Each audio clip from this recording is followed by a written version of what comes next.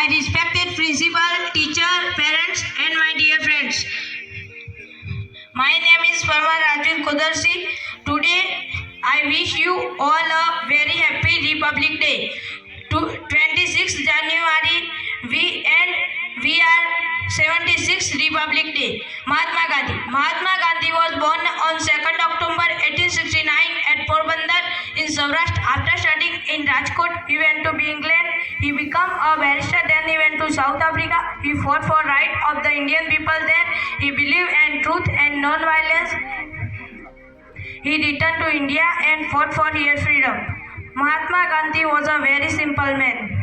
He always worked hard. He killed them 13th January 1948. He called the father on the nation. He called him Bapu. Jai Hind, Jai Bharat, Astu.